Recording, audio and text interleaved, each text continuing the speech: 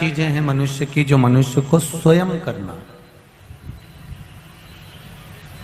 उसमें एक है हमारे कर्म का भोग, वो हमको स्वयं को भोगना।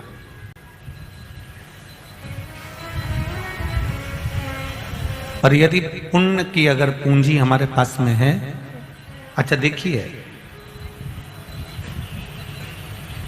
श्रीमद् भागवत कथा में एक बात आती है, आप लोगों ने ध्यान दिया होगा, 10वें स्कंद में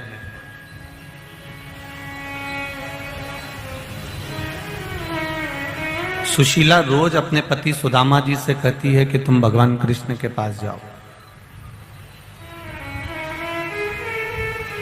और सुदामा जी रोज कह देते हैं बस अगली एकादशी पर जाऊंगा, सोमवार के दिन जाऊंगा, मंगलवार के दिन जाऊंगा, बुधवार को जाऊंगा, गुरुवार को जाऊंगा, शुक्रवार को जाऊंगा, शनिवार को, रविवार को।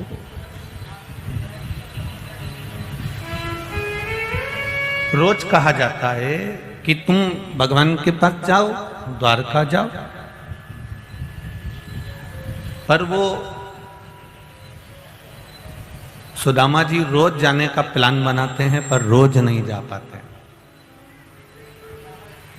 सुशीला जी ने विचार करा कि आखिर ऐसी कौन सी बात है कि सुदामा ये भगवान कृष्ण के दरवाजे तक क्यों नहीं जा रहे,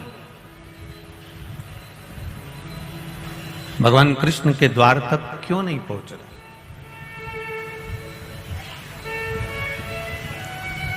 रोज बात होती है कि मैं द्वारका जाऊंगा, मैं द्वारका जाऊंगा, मैं द्वारका जाऊंगा, पर वो जा ही नहीं पाते। उसका कारण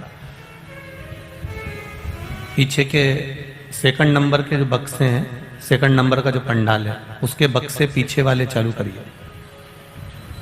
सेकंड नंबर के पंडाल के बीच के और पीछे के बक्से साउंड चालू करिए। इधर से सेकंड, इधर से थर्ड आ गया है।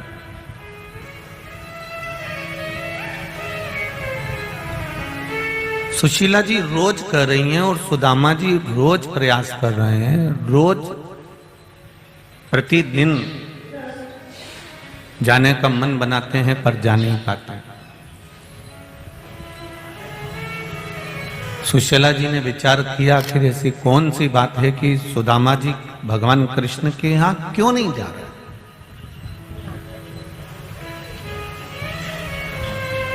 और ऐसा नहीं है कि सुदामा जी की कथा है, ये कथा आपकी और हमारी भी है। रोज विचार करते हैं बस अपन को बड़ोदरा चलना है कथा में। कई लोग तैयार होकर बैठे भी थे, आने की तैयारी भी थी, कल तक गाड़ी चलने की तैयारी थी, तब तक 2 घंटे पहले भी तैयारी थी, 3 घंटे पहले भी तैयारी थी, पर सब गाड़ी में बैठ गए और फिर उसको फोन लगाया, क्यों रे तू अभी तक नहीं आया? अरे मेरे यहाँ थोड़ा सा काम आ गया, अब तुम निकल जाओ, मैं बाद में आ जाऊंगा। सहेली ने सहेली से कहा, अपने बड़ोदरा में कथा हो रही है, कुबेरेश्वर धाम बाबा कुबेर भंडारी की कृपा, देवाधिदेव महादेव की कृपा हुई है और शिव महापुराण की कथा चल रही है। सियोर वाला आया हुआ है, तुम कथा में नहीं चल रही? बस मैं चलती हूं, मैं कल जरूर आऊंगी, आज तो नहीं आ पाऊंगी क्योंकि आज थोड़ा सा कार्य है।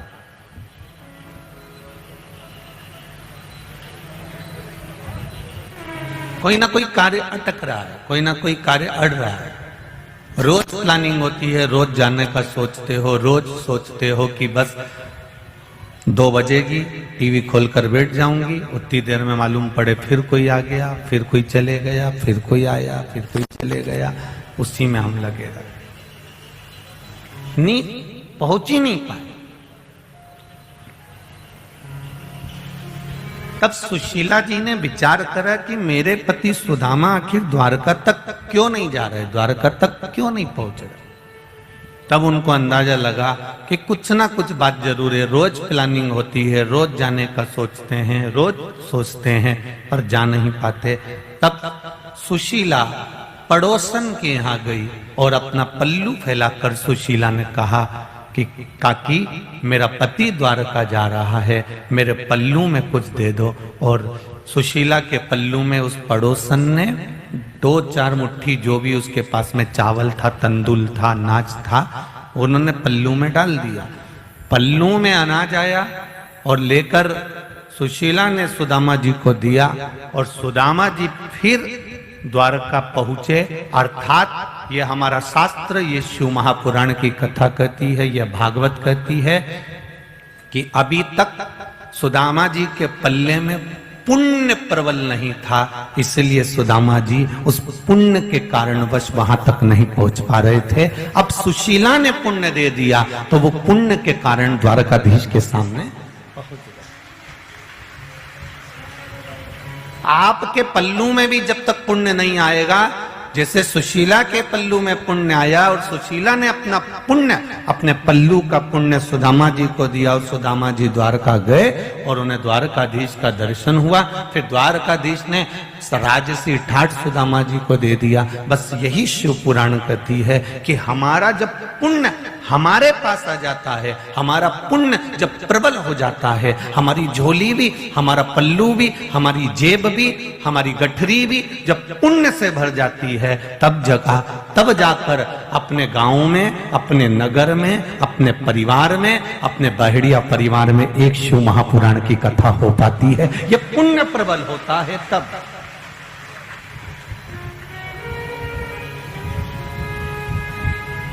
जब तक पुण्य की प्रबलता नहीं होती तब तक वो परमात्मा के द्वार नहीं जा सकता।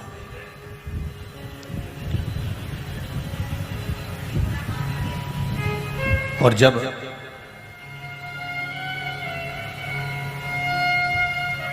पुण्य प्रबल होता चले जाता है तब उसके आनंद का सुख अपने आप बढ़ता चले जाता है, फिर उसको भटकना नहीं पड़ता। महाराज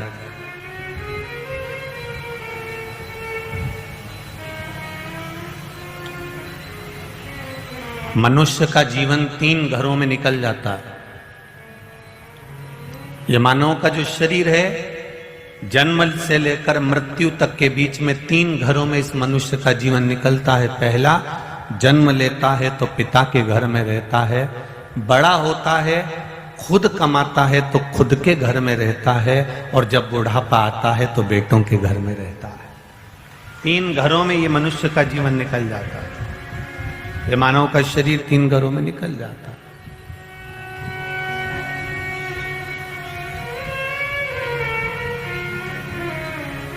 पहला, पिता के घर में ये जीवन निकल गया, दूसरा खुद के घर में जीवन निकल गया, और तीसरा पुत्र के घर में जीवन निकल गया।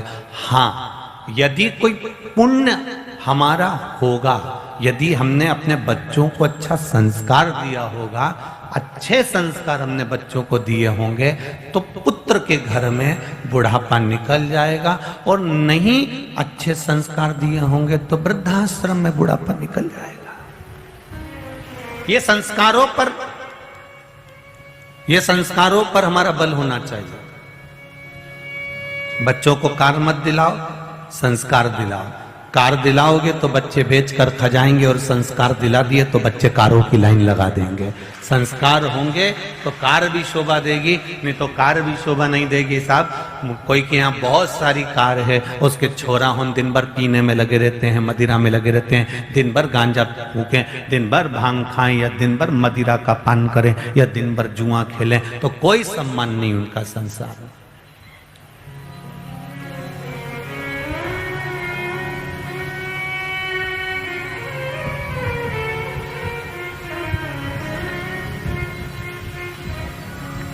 हमें संस्कारित संतान होना चाहिए, संस्कारवान हो।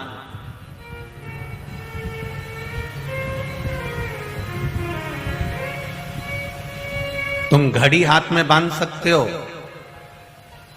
5-5 हजार की, 10-10 हजार की, 50-50 हजार की, 1-1 लाख की घड़ी कीमत वाली तुम अपने हाथ में बांध सकते हो, और घड़ी हाथ में बांधकर घूम सकते हो, घड़ी बार बार देख भी सकते हो, लाखों की घड़ी तुम हाथ में पहन सकते हो। घड़ी तुम्हारे हाथ में हो सकती है, पर समय तुम्हारे हाथ में नहीं होगा। समय तो मेरे भोलेनाथ के हाथ में है। करोड़ों की घड़ी तुम्हारे हाथ में होगी, हीरे की पहन लो, चाहे सोने की पहन लो, चाहे चांदी की पहन लो, चाहे जिसकी मर्जी पड़े उसकी पहन लो, घड़ी पहन सकते हो, पर समय तुम नहीं ला सकते। समय तो भोलेनाथ ही बनाता है। बचपन कैसा निकालना है मेरे शंभू को मालूम है, जवानी कैसे निकालना है ये मेरे शंभू को मालूम है, अधेड़ी कैसी निकालना है ये मेरे शंभू को मालूम है। आपका अवस्था, आपका समय, आपकी घड़ी आप घड़ी मान सकते हो, पर समय आप नहीं मान सकते। समय उसने बनाया है, वो उसको इसलिए महाकाल कहते हैं, कालाधिपति कहते हैं, उसको महाकाल राजा कहते हैं, उसने बना कर रखा।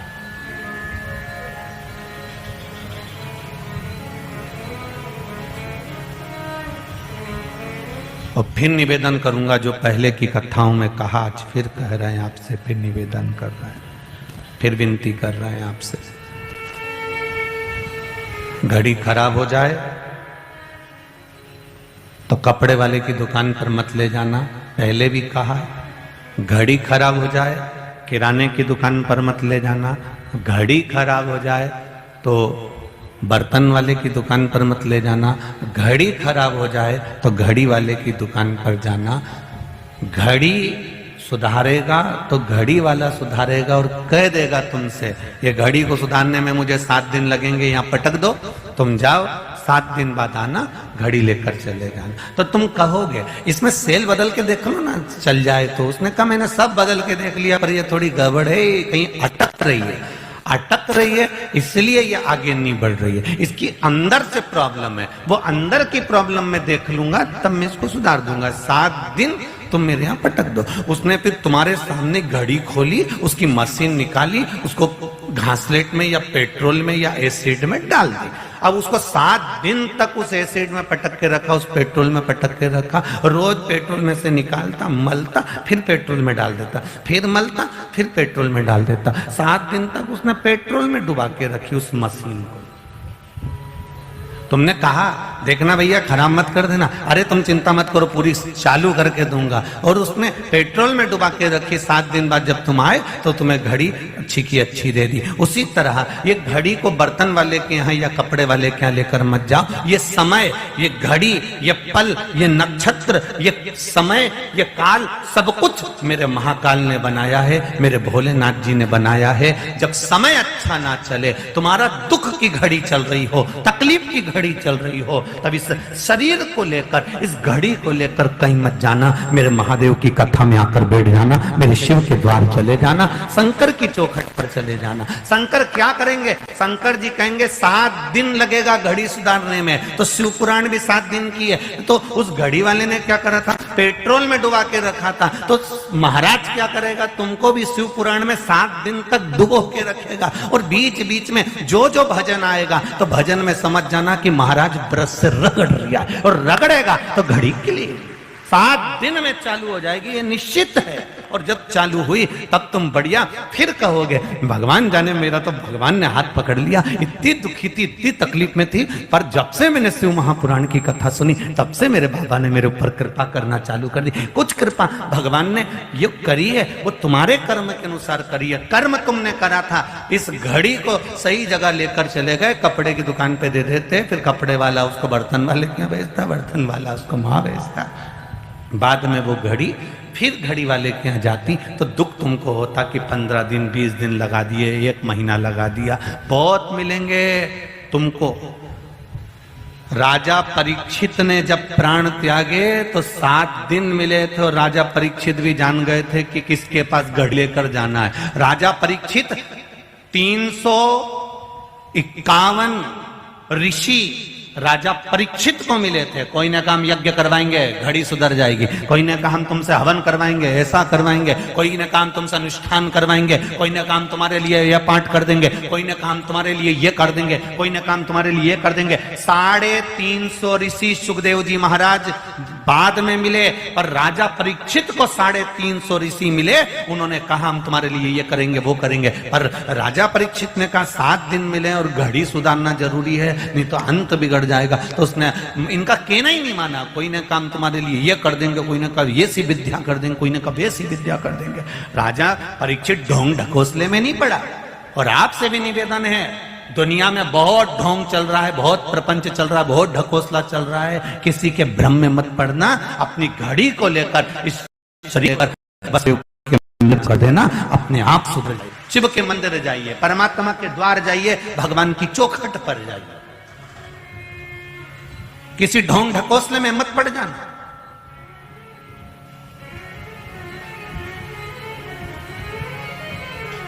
बोल बम का नारा है, बाबा एक सहारा है, उसके सिवा कोई नहीं।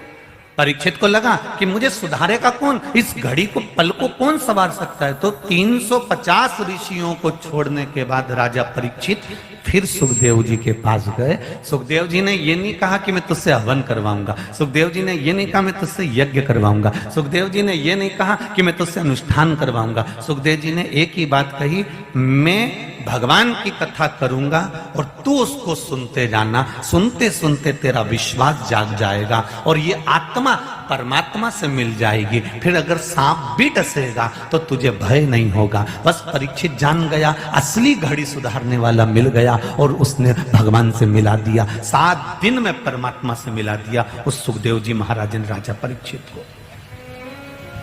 घड़ी सुधारने वाला मिलना चाहिए सही।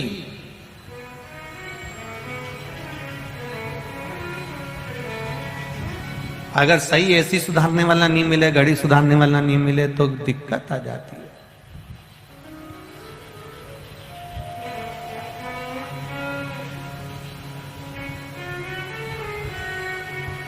अभी हमारे सीहोर में गर्मी के टाइम पर एक कूलर बिगड़ गया था। अब गौशाला का कूलर, अब गौ माता को बड़ी तकलीफ हो। अब वो कूलर को सुधारने वाले को बुलाया तो वो सुधारने वाला भी, हमको क्या मालूम था कि नया नया था, वो ना जाने कौन सा कनेक्शन कर गया। कूलर तो चालू हो गया पर उसको कोई छू नहीं सकता, पूरा करंट कूलर में था, पूरा करंट कूलर में आ रहा था। अब हमने उस कूलर वाले को फोन लगाया, हमने कहा, बोल रहे आशीष उसको फोन लगा के बोल कि इसमें तो करंट आ रहा है। तो आशीष ने फोन लगाया कूलर वाले को, क्यों रे इसमें करंट आ रहा है? तो कूलर वाला बोला करंट से तो चलता है। तो आशीष हमसे बोला गुरुजी वो बोल रहा है करंट से चलता है। हमने कहा उसको बोल करंट से कूलर चलता है पर कूलर में करंट तो नहीं आना चाहिए ना। बोलो रे सही बात है कि गलत बात है? कूलर को चलाने के लिए करंट की जरूरत होती है, इसलिए करंट से कूलर चले पर कूलर में करंट नहीं आए। और यही बात हम कई बार आप लोगों से कहते हैं कि धन कमाओ, धन के अंदर रहो, करंट लो पर इससे परिवार चले, मना नहीं है, पर वो करंट तुम्हारे अंदर आत्मा में नहीं जाना चाहिए, मन में वो करंट नहीं जाना चाहिए। नहीं तो ये कह देगा मन कि मेरे में ये करंट, मेरे पास इतना वैभव है, मेरे पास इतना धन है, मेरे पास इतनी दौलत है, मेरे पास इतनी सत्ता है, ये करंट है जो कूलर में आ गया, ये हमको बर्बाद कर दे। आए करंट मना नहीं, पर वो कूलर को चालू करने के काम आए तो चल जाएगा, पर वो कूलर में आएगा तो ठीक नहीं। फिर आशीष ने कहा कि भैया वो करंट आ रहा है, तो उसने कहा ठीक है मैं आके देखूंगा। और फिर आया वो, उसने कहा सर इसमें कट लगा हुआ है और कट लगा है इसलिए वो पानी के कारण करंट आ रहा। फिर उसने एक टेप लिया, उस टेप को उसे लगाया, तब कूलर में करंट आना बंद करा। आपका भी बार बार करंट गड़बड़ हो जाता है। तुम बैठते कथा में ही हो, घर से भी चले थे कथा के लिए, बैठे भी थे, पर कभी कभी तुम्हारा वायर कट जाता है, इधर वाली ने कुछ कहा तुरंत करंट हुआ था, एकदम क्लियर चल रहा था, पर कहीं वायर कटा, इसने कुछ किया, करंट गया, बॉडी में गया। फिर क्या करा, फिर उसने फिर जैसे ही कथा सुनने में मन लगाया, फिर वापिस टेप लगा, फिर टेप वापस, फिर कोई कुछ बोला।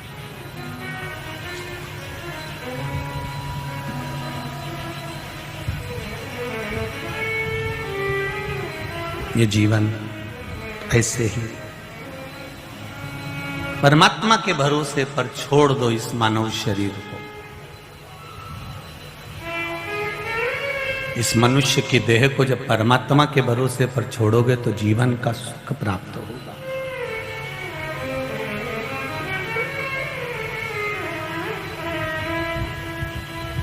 एक भिखारी को देखना, वैसे तो मुझे यहाँ पर गुजरात में थोड़े से कम ही भिखारी दिखे हैं,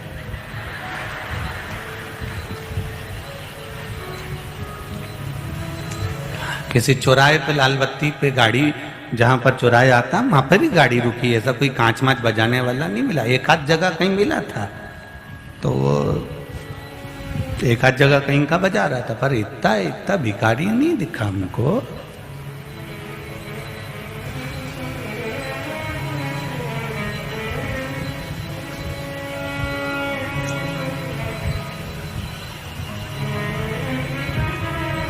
एक आप और एक भिखारी, दोनों में समझना, भिखारी 10 जगह से मांग कर लाता है, 10 दरवाजे से ठोकर खाकर लाता है, 10 दरवाजे से मांग कर लाता है, उसके बाद भी 10 जगह का खाना खाकर भी एंजॉयफुल जिंदगी जीता है, खुश की जिंदगी जीता है, आनंद की जिंदगी जीता है। और एक कमाने वाला व्यक्ति दिन भर दुकान पर काम कर रहा है, भरा भराया टिफिन रखा है, तो भी रोटी खाने की फुर्सत नहीं है। अब समझ में नहीं आता उसको भिखारी कहें कि इसको भिखारी कहें। वो 10 जगह से मांग कर लाया है, उसके बाद भी अपने शरीर का ध्यान रख रहा है कि मुझे खाना है, भरपेट खाना है। और ये दुकान में इतना मस्त है कमाने में कि पत्नी फोन लगा रही है, 1 बज रही है, आ जाओ भोजन कर लो, मैं तुम्हारे लिए टिफिन भेज देती हूं, अगर टिफिन नहीं खाना है तो नाश्ता तो पेट भर के खा लो। उसको मालूम है पत्नी को अगर टाइम पर भोजन नहीं करेगा तो शुगर बढ़ जाएगी, शुगर डाउन हो जाएगी। ये शुगर की बीमारी होती क्यों है? आपके भूखे रहने से। समय पर भोजन नहीं करते तो बीपी शुगर तो होगा ही। आप समय पर भोजन करना प्रारंभ कर दो, बीपी और शुगर दोनों लेवल पर रहना चालू कर देंगे। डॉक्टर भी कहता है क्यों भूखे रहते हो, क्या कितनी बजे भोजन करते हो, खाना टाइम पे नहीं खाते हो, इसलिए तुम्हारी ये बीमारी बढ़ती जा रही है, इसलिए तुम्हारी शुगर बढ़ती जा रही है, इसलिए तुम्हारी शुगर लो होती जा रही है, इसलिए तुम्हारे यहाँ बीपी गड़बड़ कर रहा है। कारण क्या है? वो डॉक्टर बोलेगा कि टाइम पर तो भोजन करो रे, कमाओ, टिफिन तुम्हारे होटल में रखा है, टिफिन तुम्हारी दुकान पर रखा है, टिफिन तुम्हारे घर पर रखा है, तुम कम से कम समय पर तो खाओ। भिखारी भी 10 जगह से मांग कर पेट भरता है और एंजॉय की जिंदगी जीता है, और एक हम कमाने में इतने आतुर रहते हैं कि समय पर रोटी तक नहीं खा पाते हैं। खाने बैठे उतनी देर में फिर ग्राहक आ गया, रोटी का डब्बा छोड़ा, फिर कमाने चल दिए। कमाओ, जी और जान से कमाओ, जितनी तुम्हारी कैपेसिटी उससे 4 गुना ज्यादा कमाओ। कमाने की मना नहीं करेंगे, पर उसके साथ में ये भगवान ने जो शरीर दिया है इसका भी तो ध्यान रखो कि परमात्मा ने ये शरीर सही रहेगा तो ही तो आगे कमा पाओगे। हम कभी ये नहीं कहते कि तुम कथा में जाकर बैठ जाओ, कि तुम कहीं संत बन जाओ, कि साधु बन जाओ, कि सन्यासी बन जाओ, कि तपस्वी बन जाओ, कि तुम कहीं महात्मा बन के बैठ जाओ। और हम बोल भी देंगे तो तुम कितना महात्मा बन रहे हो रे, तो फालतू की बात हम करें काय को कि तुम साधु बन जाओ, ने सन्यासी बन जाओ, ने जोगी बन जाओ, ने तपस्वी बन जाओ। कुछ मत बनो, तुम तो जैसे हो वही बने रहो, पर निवेदन है कि शरीर का सदुपयोग करो जो भगवान ने दिया अनमोल। 83,99,999 योनियां काटने के बाद ये मनुष्य की देह मिली है 84 लाखवें नंबर की, और 84 लाखवें नंबर की इस योनि को हम यूं ही गंवा दे फिर बेकार। हम कमाने की मना नहीं करते, खूब कमाना, दिल से कमाना, शरीर की कैपेसिटी के अनुसार कमाओ, तुमसे जितना बने उतना कमाओ, खूब कमाओ, पर साथ में अपने परिवार के साथ, अपने कुल के साथ में, अपनी पत्नी, बच्चे, माता पिता, बहन भाई सबके साथ बैठकर कम से कम हफ्ते में 2 दिन ऐसा बना लो, या हफ्ते में 1 दिन ऐसा बना लो कि मैं पूरे परिवार के साथ घर में एक साथ बैठकर भोजन करेंगे, तो कम से कम सबका मन अच्छा रहेगा, सबसे मिलना जुलना होगा, सबका स्नेह, सबसे मिलने का मौका मिल जाता, स्नेह बन जाता।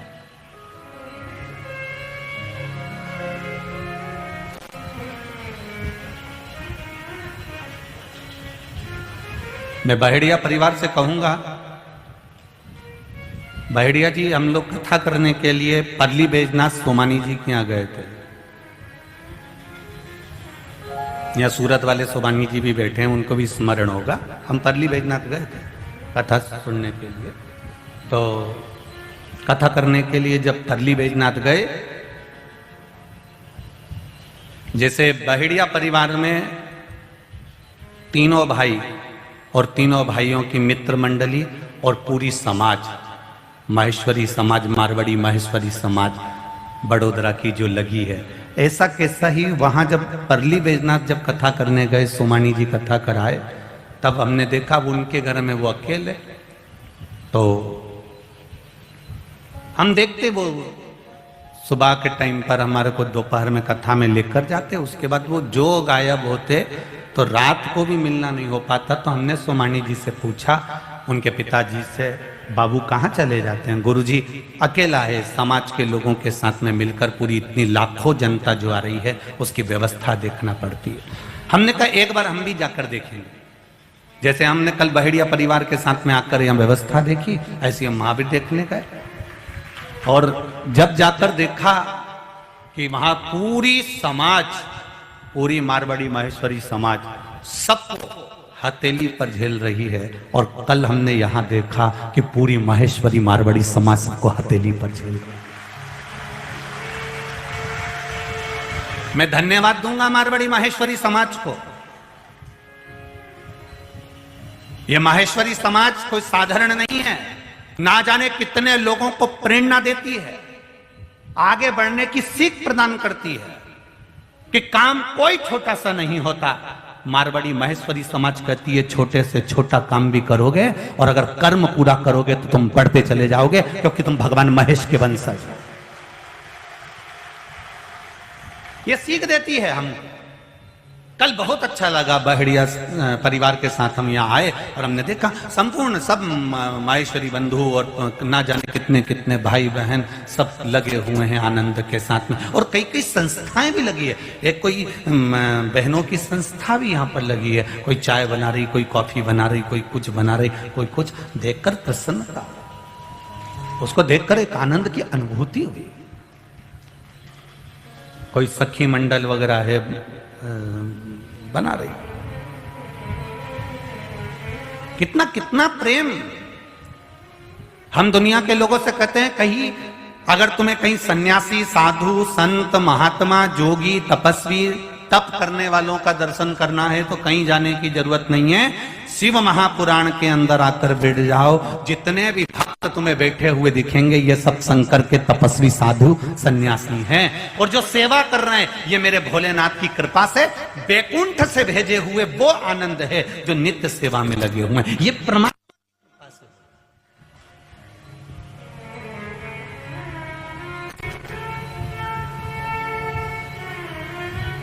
ये सीखना चाहिए।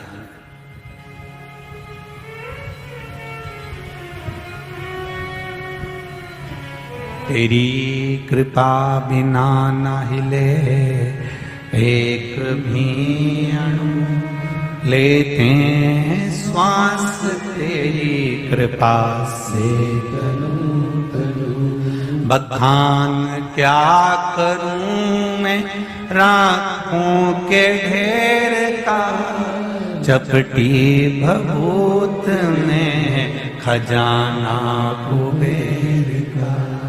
हे गंगधार मुक्ति द्वार, शरण तेरा। सती मैया रही भगवान शंकर जी के साथ में, उमा मैया रही भगवान शंकर जी के साथ में, कात्यायनी रही भगवान शंकर जी के साथ में, चंद्रघंटा, कुष्मांडा, स्कंदा सब भगवान शिव जी के साथ में रहे। परंतु भगवान कभी अपने साकार विग्रह में नहीं आए। भगवान लिंगायत स्वरूप में थे लिंग के स्वरूप में थे, जो ब्रह्मा जी ने और भगवान विष्णु ने जो प्रकट करा था एक अग्नि के खंभ से, एक पर्वत के खंभ से, भगवान शंकर का जो शिवलिंग जो स्वरूप प्रकट करा था, मेरा देवाधिदेव महादेव सती मैया के साथ में रहे तो वैसे ही रहे, उमा जी के साथ में रहे तो वैसे ही रहे, कात्यायनी जी के साथ में रहे तो वैसे ही रहे, चंद्रघंटा कुसमांडा स्कंदा के साथ में रहे तो वैसे ही रहे। पर जब पार्वती जी के यहाँ विवाह करने के लिए गए और पार्वती जी के यहाँ विवाह करने के लिए गए, तब सारे 33 कोटि देवी देवताओं ने शंकर भगवान की आराधना करी। तब भगवान शंकर पार्वती जी के दरवाजे पर अपना साकार स्वरूप प्रकट कर कर जाते हैं, अपना साकार स्वरूप उन्होंने प्रकट किया।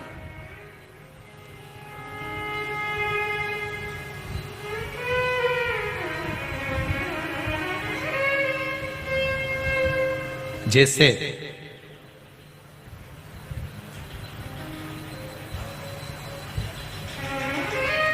बहुत भारी रोग होने पर वट वृक्ष के नीचे चढ़ाया गया जल शरीर को लाभ देता है। बहुत बीमारी होने पर उसी तरह भगवान शंकर का शिवलिंग और भगवान शंकर का साकार स्वरूप, भगवान शंकर का शिवलिंग और भगवान शंकर का साकार स्वरूप, इन दोनों में बहुत अंतर।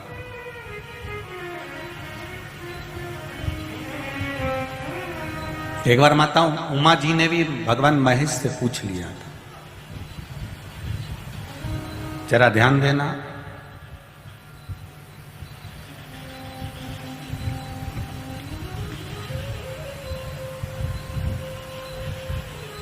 एक बार माता उमा ने महेश भगवान से पूछा था काशी में, नंदन वन में माता उमा बैठी हुई है और भगवान देवाधिदेव महादेव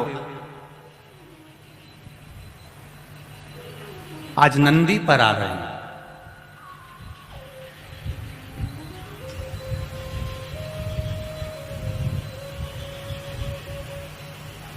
और नंदी पर बैठकर भगवान देवाधिदेव महादेव आ रहे हैं। इनके पास में ना सुदर्शन चक्र है, ना भगवान के पास में त्रिशूल है।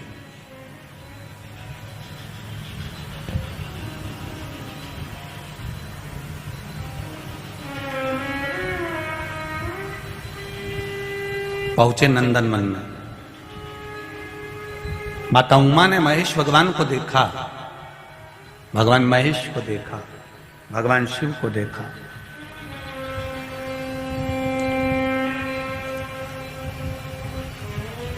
प्रभु, एक मेरे मन में संशय है, आप उसको क्या मिटा सकते हैं? शंकर भगवान ने बोला, बोलो क्या संशय है? संशय केवल इतना सा है, काशी में कल्प वृक्ष है,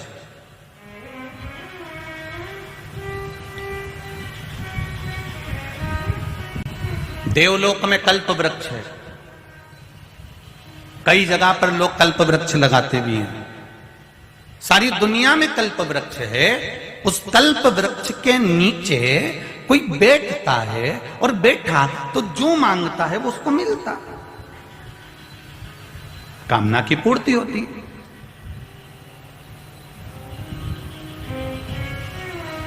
अब कल्प वृक्ष से जो मांगा गया, कल्प वृक्ष के नीचे बैठकर जो होता है, एक कथा आती है अग्नि पुराण के अंतर्गत, एक कल्प वृक्ष के नीचे एक व्यक्ति जाकर चलते चलते चलते चलते थक कर कल्प वृक्ष के नीचे बैठ गया। उसको नहीं मालूम कि यह कल्प वृक्ष है, उसने बस उसके नीचे बैठा और बैठते से सोचा, भगवान बहुत भूख लग रही है, परमात्मा कहीं से भोजन आ जाता तो अच्छा। इतनी देर में चांदी की थाली में सोने के कटोरे लगे हुए भोजन आ गया, उसने कर भी लिया। अब मन में सोचा, भगवान क्या भरपेट भोजन मिला, कहीं से गादी तकिया आ जाए तो मैं तो सो जाऊं। इतनी देर में गादी तकिया भी आ गया, वो सोने भी लगा, लेटा ही था। इतनी देर में उसके मन में आ गया और कहीं से शेर आ गया और मुझे खा गया तो। इतनी देर में शेर भी आ गया, उसको निपटा दिया। उसको नहीं मालूम कि मैं कल्प वृक्ष के नीचे बैठा हूं।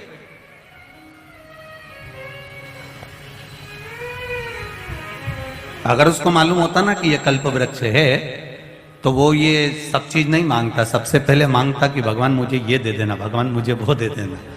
उमा जी ने भगवान महेश से एक प्रश्न किया, भगवान महेश से एक प्रश्न किया है कि भोलेनाथ, हे महेश, हे बाबा देवादिदेव महादेव, मेरा निवेदन है, सतयुग है कल्प वृक्ष है, त्रेता युग है कल्प वृक्ष है, द्वापर युग है कल्प वृक्ष है, इस कल्प वृक्ष के नीचे जो बैठता है उससे वो मिल जाता है।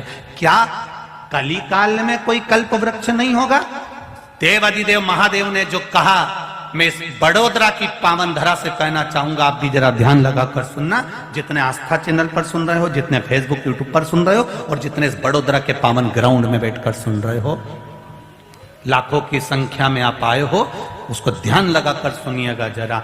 माता उमा भगवान महेश से कह रही हैं कि सतयुग में कल्प वृक्ष है, त्रेता में कल्प वृक्ष है, द्वापर में कल्प वृक्ष है, क्या कलयुग में कल्प वृक्ष नहीं होगा?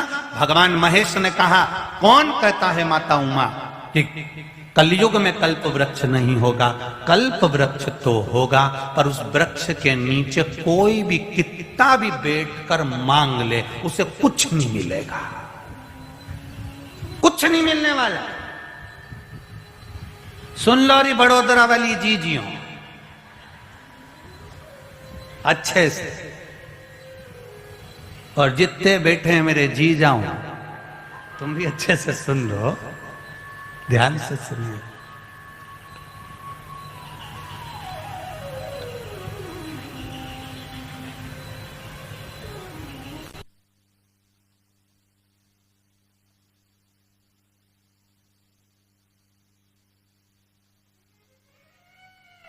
कल्प वृक्ष तो होगा, ऐसा नहीं है कि कलयुग में कल्प वृक्ष नहीं है। कई लोग, आप लोगों ने भी सुना होगा यहाँ पर कल्प वृक्ष है गुरुजी, आप दर्शन करने चलोगे, वहां पर कल्प वृक्ष है गुरुजी, आप दर्शन करने चलोगे। तो कितना कल्प वृक्ष, भगवान महेश ने, भगवान शंकर ने माता उमा से कहा, कलिकाल में भी कल्प वृक्ष होगा, कलिकाल में भी कल्प वृक्ष रहेगा। तो क्या कल्प वृक्ष जब कलिकाल में रहेगा और आप कह रहे हो कि मनुष्य कितना भी उसके नीचे बैठ जाए पर उसका कोई फल नहीं मिलेगा, तो क्या संसार में जैसे केला नकली होता है, सेवफल नकली होता है, खाने वाला तेल नकली होता है, घी नकली होता है, पेट्रोल भी नकली हो गया, तो क्या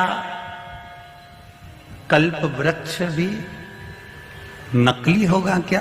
शिव जी मुस्कुरा के बोले, री पार्वती, ए उमा, कल्प वृक्ष नकली नहीं होगा, पर जो उसके नीचे बैठा है वो नकली।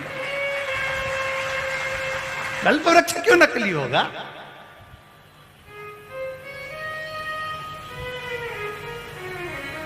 भजन के बल पर मीराबाई को भगवान कृष्ण मिल गए थे, भजन के बल पर नामदेव जी को हरि विठ्ठल मिल गए थे, भजन के बल पर रामकृष्ण परमहंस को जगदम्बा मिल गई थी, भजन के बल पर तुकाराम जी को पांडुरंगा का दर्शन हो गया था, भजन के बल पर ध्रुव जी को भगवान का दर्शन हो गया था, भजन के बल पर प्रहलाद को भगवान का दर्शन हो गया था, भजन के बल पर परमात्मा का दर्शन पहले भी होता था, आज भी होता है, पर पहले जैसा भजन आज नहीं होता है।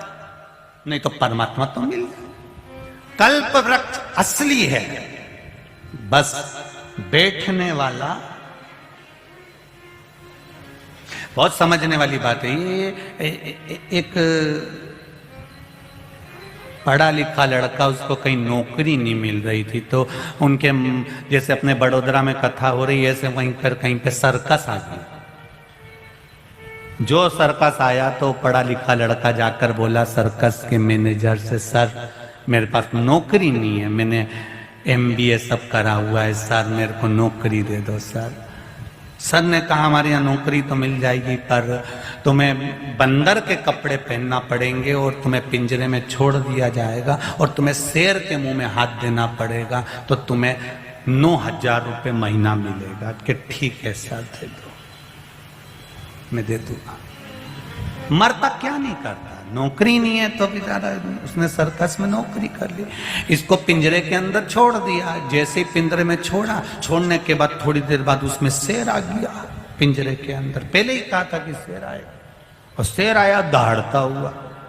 जो शेर धाड़ता धाड़ता इसके पास आए, ये पीछे सरकता जाए, शेर और आगे आए, ये और पीछे सरकता जाए, शेर और आगे आए, ये और पीछे खसकता जाए। शेर एकदम कूद के इसके पास में गया और जाते से ही बोला, तू चिंता मत कर, मैं 5000 में शेर बना हूं, तू 9000 में बंदर बना है। नकली के युग में सब नकली नजर आता, सब।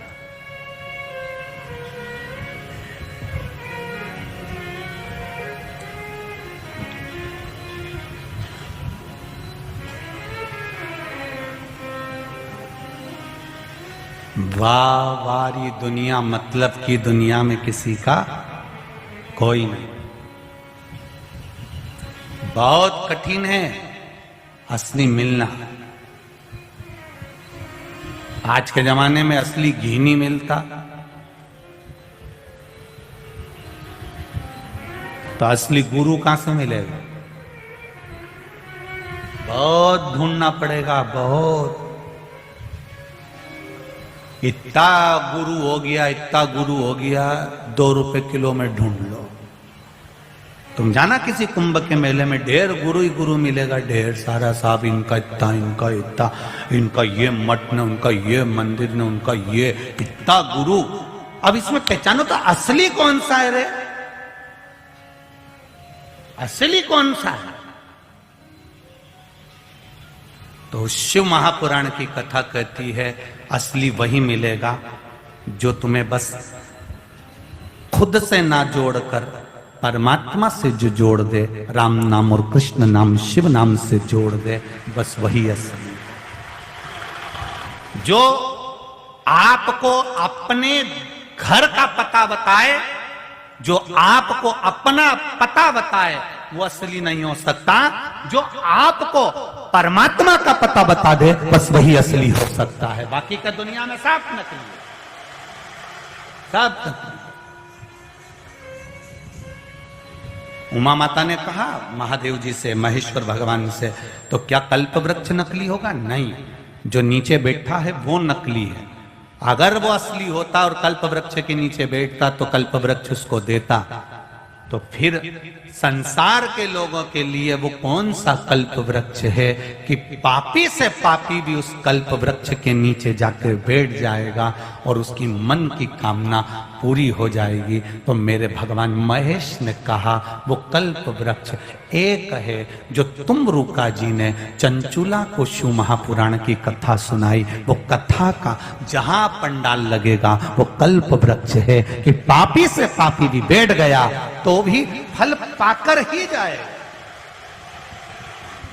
कोई कैसा भी बैठा है उसे फल मिलेगा, भले वो किस भाव से बैठा। उसने ये सोचकर बैठा कि मुझे मिलना चाहिए, मिलेगा। इसलिए हम शिव महापुराण में बार बार कहते हैं ये साधारण सी शिव पुराण नहीं है, ये वो कल्प वृक्ष है जिस कल्प वृक्ष के नीचे जो बैठ गया उसको वो मिल गया। भले तुम चैनल पर सुन रहे हो, भले तुम मोबाइल पर सुन रहे हो, पर कल्प वृक्ष की छांव में अगर कथा सुन रहे हो, तुमने जो मांगा है, तुमने जो कहा है, श्री शिवाय नमस्तुभ्यम बोलकर जो तुम अपने दिल की बात देवाधिदेव महादेव से कह रहे हो, ये निश्चित है कि तुम्हें, हम तो कहेंगे 3 महीने में भी बहुत टाइम लगेगा।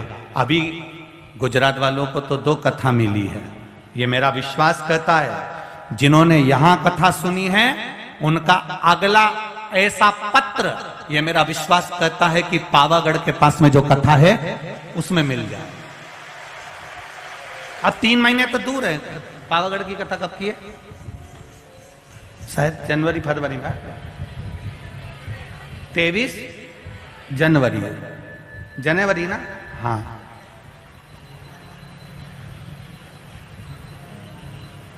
सही छे। हाँ, नहीं तो तुम मालूम पड़े।